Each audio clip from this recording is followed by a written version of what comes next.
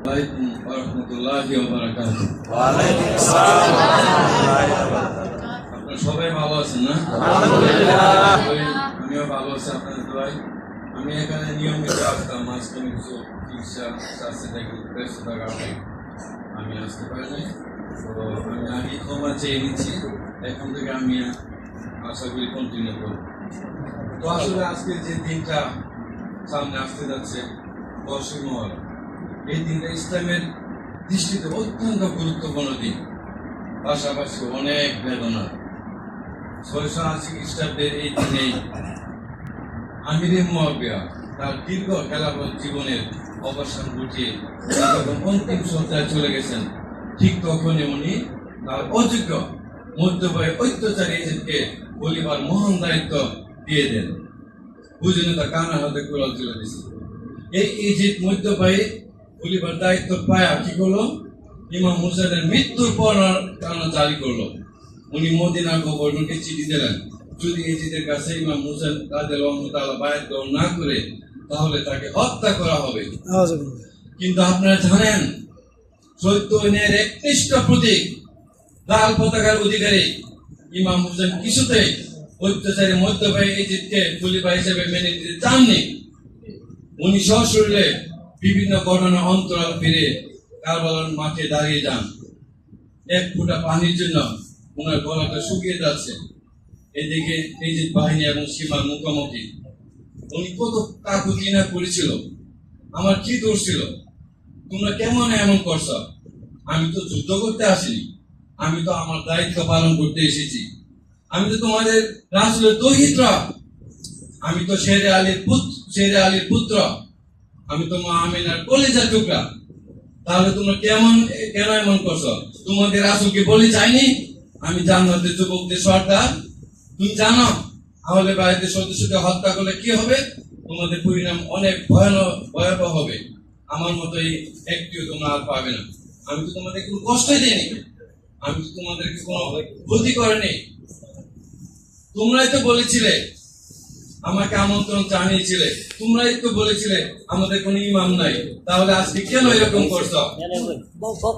কিন্তু দুষ্ট সীমার কোনো কথাই শুনলো না। শেষ পর্যন্ত ইমাম হুসাইনের কল্লা মুবারককে দ্বিখণ্ডিত করিলেন। সমস্ত পৃথিবীর মানুষ বললো, কি হলো, এই যে কি করলো? মদিনা সেদিন প্রতিটি বাচ্চার চোখের জলে টলমল করছিল, সবাই বাচ্চার মতো কেঁদেছিল। এই যে ওনার এই কল্লা মুবারকটাকে একটা তীক্ষ্ণ তোলার আগায় রেখে দামেস্কের যে রাজধানী দামেস্ক, ওইখানে প্রতিটি অলিগলিতে প্রচার করতে থাকে। এই দেখো, তোমরা তো একদিন বলেছিলে ইমাম হুসাইন জান্নাতের যুবকদের সর্দার, এই দেখো ওনার লাশ আমার হাতে।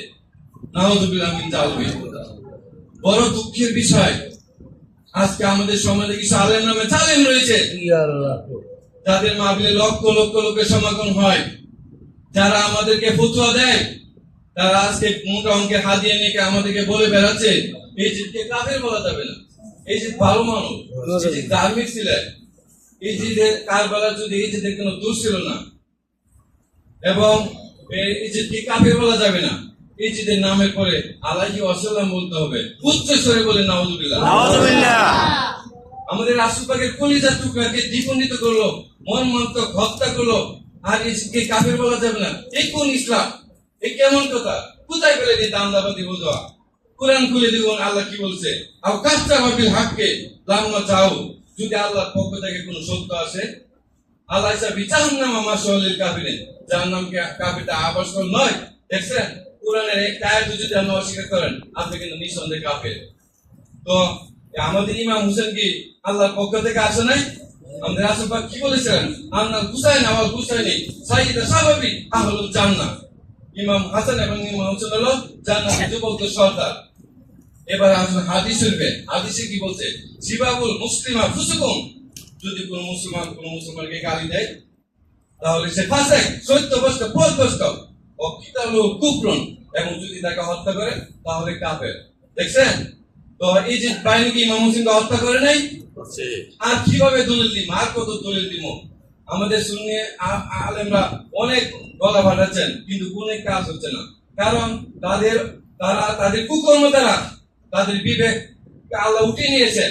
আল্লাহ বলেছেন খাতাম আল্লাহ আলা কুলুবিহিম ওয়া আলা সামইহিম ওয়া আলা আবসারিহিম। তারা পথভ্রষ্ট, তারা শুনবে না এবং দেখবে না। তো আমাদেরও দোষ কম না। আমরা কি করি? আমরা নিজেকে সুন্নি মুসলমান দাবি করি, আহলে বায়াতের প্রেমিক মনে করি। অথচ কি করি জানেন? এই যে মুসলমান, এই মুনাফিক মুসলমানদের সাথে একসাথে আমরা চা খাইতেছি, একসাথে ঘুরতেছি, একসাথে সাফারি পার্কে যেতেছি, একসাথে কোরবানি দিতেছি, একসাথে মুসলমানের অনুষ্ঠান যাইতেছি। কেন? সুন্নি আলেম নয়? এবার আমরা আহলে বায়াতের এই আশিক দাবি করি। অথচ নেশার সারা দেশ ভরে গেছে, কোন পদক্ষেপ নেই না। আশেক দাবি করি, হ্যাঁ, ইমাম হোসেনের আশেক দাবি করি, অথচ ঘরের মধ্যে কিস্তির পথ খুলে দিছি। আমি যে কিস্তি খুলছি এটা হারাম, তার কি করবো? বর্তমান ডিজিটাল কিছু করা লাগে। এরপরে আপনার মাদক হয়ে গেছে। এই দিন একবার দেখলাম আমরা